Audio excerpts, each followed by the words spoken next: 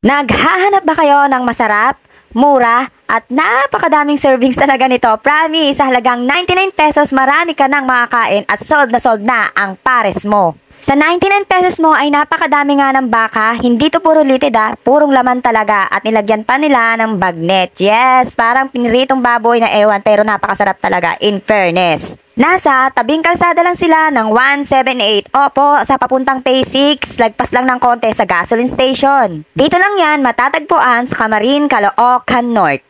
In-interview ko nga ng konti si ate at mismong may-ari ang nag-serve sa amin. Tapos nga pala siya ng HRM. Alam nyo na, nag-business siya ng ilang beses talagang nag-failed at eto, parang feeling ko magbo-boom talaga to dahil masarap talaga. Ako nang nagsasabi. Kwento niya nga ay nag-business siya nung una pero na-scam siya. Grabe, ang dami talagang manloloko dito sa Pilipinas. Dami niya na rin business na pinasok. Nag-online seller nga rin siya, ang kwento niya sa akin. Dahil tapos naman siya ng HRM, talagang nakuha niya ang lasa na gusto ko. Hindi ko alam kung ako lang talaga ang nasasarapan pero promise, ito talaga ang lasa na pares na hinahanap ko. Yung lasang-lasa ng star anise, basta talagang masarap. First time ko nga lang din kumain dito at ang sabi ng kaibigan ko ay tuwing dumadaan daw siya dito sa papuntang Phase 6 na to, dami nga daw nakikita yung kaibigan ko na bumibili rito tuwing umaga kapag dumadaan siya. At mabalik ka tayo sa presyo niya sa halagang 99 pesos, talagang may anli sabaw ka na, marami pang baka na hindi nga litid talagang laman talaga. Tapos meron ka pang parang piritong baboy, ewan ko na bagnet. Ang sarap talaga ng lasa, hindi ko alam kung minarinate ba nila yun. Basta masarap, in fairness. Kahit naman ano ang luto sa baboy, masarap eh. Kasama nga sa 99 pesos mo, meron ka ng isang pichel na Nesty Juice. O, saan ka pa? Tapos, only rice pa.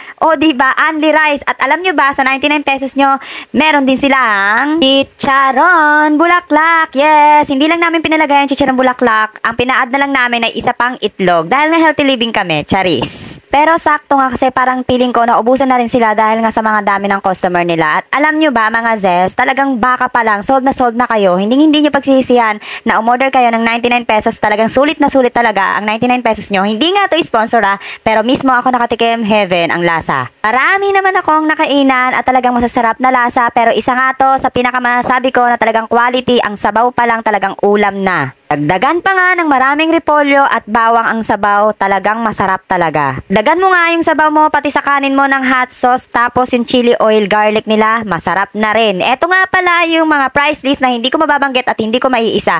Diyan nyo na lang tingnan dahil hindi ko na nga matandaan sa sobrang dami. Alam nyo naman, medyo smart tayo sa pagkakataon na to. Nagtitinda rin sila ng putlong, grabe talagang business to. Cat burger tinitinda nila. Meron din silang milk tea, shawarma, siopaw at kikiam at marami pang iba. Si Ate Jobs nga ang may-ari nito at bahala na kayo mamili ng merienda na gusto nyo. 24 hours nga tong bukas at ako kahit busog na ako, kakain ako. Yun lang at maraming salamat. Bye!